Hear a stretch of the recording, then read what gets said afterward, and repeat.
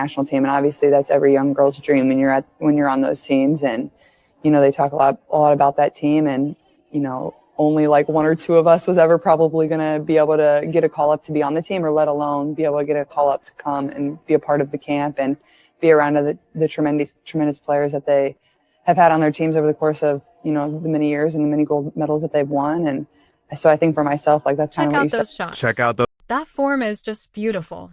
Paige Bueckers is out there channeling straight Diana Taurasi energy, and I'm not exaggerating. That mid-range jumper is deadly accurate. But while everyone's focused on the highlight clips coming out of Durham, North Carolina, there's something else we need to talk about. Day one engagement numbers from Team USA's training camp were much lower than expected, and it raises a real question about where women's basketball currently sits in the public consciousness. Right now. Well, the moment we have been waiting for is officially here, guys. Now, the results from yesterday was decent, you know what I'm saying? But I would have liked it to see more engagement. I would like to see more fanfare. So the views and the engagement that was coming out across the board with the entire WNBA announcement of this Team USA was kind of low.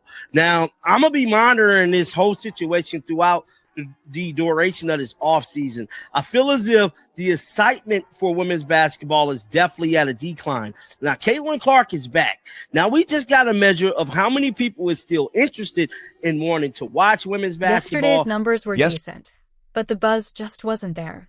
Social media activity was quiet, and the official WNBA accounts announcing this roster generated minimal traction. That forces us to ask what this really means.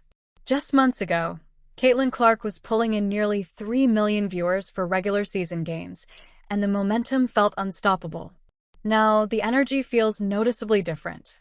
The big question is whether this is just a typical off-season cooldown, or if we're witnessing something more significant happening with the women's basketball U16 team. I remember they always talk about the senior national team, and obviously that's every young girl's dream when you're on those teams. And they talk a lot about that team, and only like one or two of us was ever probably going to be able to get a call up to be on the team, or let alone be able to get a call up to come and be a part of the camp and be around the tremendous players that they have had on their teams over the course of, the many years and the many gold medals that they've won. And so I think for myself, like, that's kind of what you start thinking about, is like how long I've kind of been involved in USA basketball and the journey that it's been. I've been on teams, and then had moments where I've been cut and I haven't been on teams. So you experience all of it. And I think that also speaks to how great USA basketball is and how dominant they are. Like, there's so many amazing players that have been a part of it and have worn the 3 letters across their chest. And, for me, you never take that for granted. So I'm super excited to be back here. And check out those shots. There's That form is just beautiful. Paige Bueckers is out there channeling straight Diana Taurasi energy, and I'm not exaggerating. That mid-range jumper is absolutely deadly. But while everyone's focused on these highlight clips coming out of Durham, North Carolina, there's a bigger issue we need to talk about. Day one engagement numbers from Team USA's training camp were much lower than expected, and that raises real questions about where women's basketball sits in the public consciousness right now. Right next year. Paige Bueckers look good. She looked damn good. I ain't gonna lie to you, bro. She looked like a young Diana Taurasi, bro. That mid-range shot she got is nasty. She looked hella good, y'all. I ain't gonna never ish on Paige.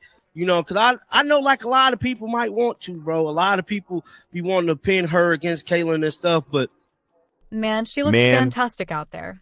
Paige Bueckers really is showing incredible form in these practice clips. That shooting motion is textbook perfect, and it's fascinating because everyone wants to manufacture some rivalry story between her and Caitlin Clark. What we're actually witnessing is 2 exceptional players who are going to make this Team USA squad absolutely unstoppable. The real narrative from day 2 in Durham is depth. Aaliyah Boston looking sharp. Paige draining everything. Angel Ree bringing that fire. This has evolved beyond being about any single player. And maybe that shift explains why the fan engagement feels different. When Caitlin was leading the Fever through that WNBA run, there was this clear storyline everyone could follow. Now the talent is distributed, and casual viewers might not know which narrative to track. From Team USA, Sonia Citron, she really do kind of look like Caitlin Clark. I ain't gonna lie, they definitely kind of favor each other. Who is that? You got Angel Reese on there. Is that Chris Brinkley? So this is some of the videos that came out today. Let me see if I can blow this up. Aaliyah Boston.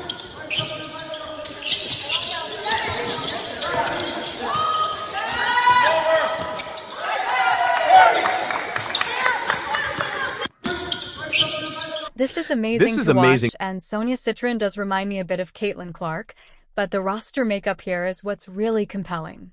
You've got multiple generations represented, veterans with Olympic experience, rookies fresh off their first professional seasons, and college standouts like Paige getting ready to make the leap. Media coverage in Durham has been solid. Leslie Perlman from ESPN is there. Amy Costello from The Athletic is documenting everything. The access is legitimate, and content keeps flowing. So this isn't about a lack of media attention. Reporters are doing their jobs. The real question is whether the audience that discovered women's basketball through Caitlin during the WNBA season will show up for Team USA action during the offseason. Coming off the ball there. Here goes some more clips here. Now, this one right here is from Annie Costable. Let's see this one here.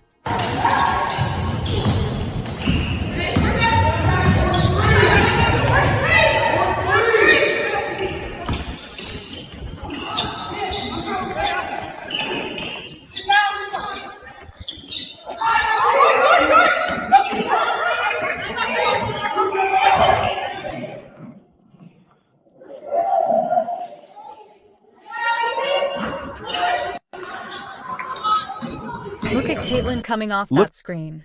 The footwork, the balance, the release. Those details separate good shooters from once-in-a-generation talent. These training camp clips show exactly why USA Basketball wanted her on this roster, regardless of all the Olympic snub controversy from the summer. But let's tackle the viewership issue head-on. Day 1 of camp didn't hit expected numbers. Day 2 showed similar trends, and there are several possible explanations. First, it's December. The WNBA wrapped up in October, and casual fans who tuned in for Caitlin during the playoffs may have shifted to other sports. Second, this is practice, not real competition. No stakes, no wins or losses, no real drama beyond scrimmage action. Third, and nobody wants to admit this, some portion of Caitlin's audience was there specifically for her, not women's basketball as a whole.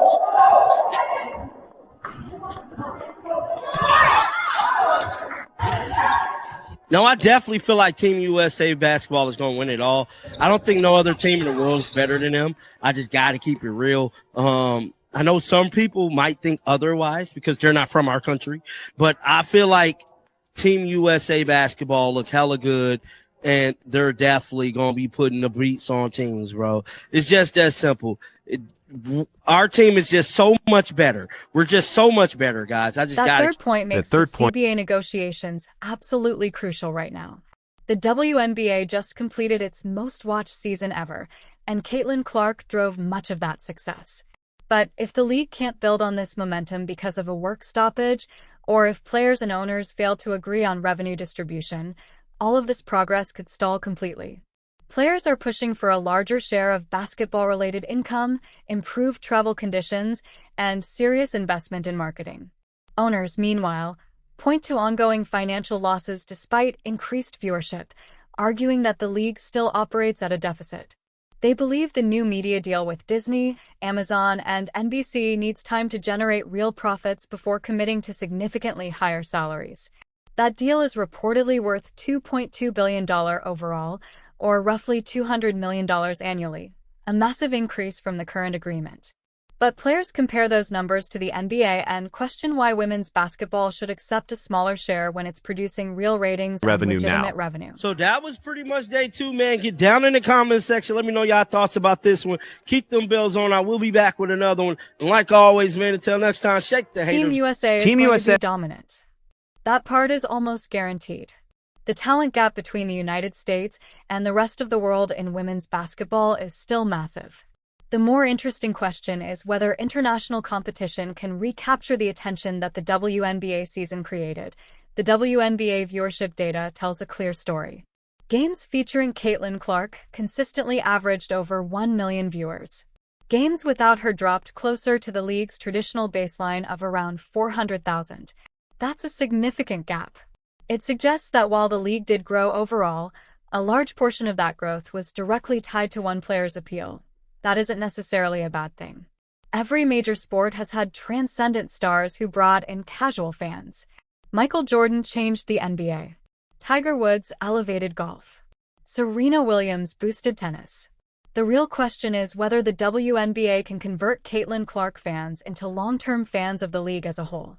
The offseason is the first real test of that conversion. Now consider what happens if CBA negotiations fall apart. Players have been vocal about issues with travel, salary structures, and revenue sharing. Owners continue to point to financial realities, arguing that despite record ratings, the league is still operating at a loss. Even a short work stoppage would be devastating to momentum. The league just secured a massive new media rights deal. It just had its most-watched season ever. Walking away from that progress would be catastrophic. At the same time, players have legitimate concerns. They are flying commercial while generating millions in revenue. They are staying in mid-tier hotels while NBA players receive luxury accommodations. Many are earning six-figure salaries while their male counterparts earn millions. They are being asked to accept gradual change when they believe transformational change is deserved. Owners, meanwhile, are looking at balance sheets that still show red ink. They argue that increased media revenue won't fully materialize immediately and that long-term sustainability matters more than short-term wins. Both sides have valid points, which is why these negotiations are so critical. So where does this leave us? Team USA training camp continues. Media coverage is strong. Content is flowing.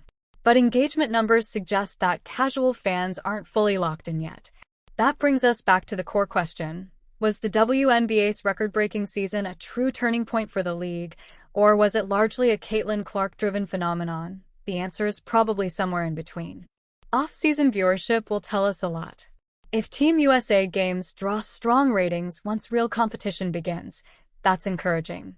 If they don't, the league has a marketing problem that extends beyond any single star. The stakes are higher than ever. The WNBA has a genuine opportunity to establish itself as a major professional sports league, but opportunity always comes with risk. How the league handles this moment, especially CBA negotiations, will determine whether 2024 is remembered as the year women's basketball truly broke through, or the year momentum peaked and slipped away.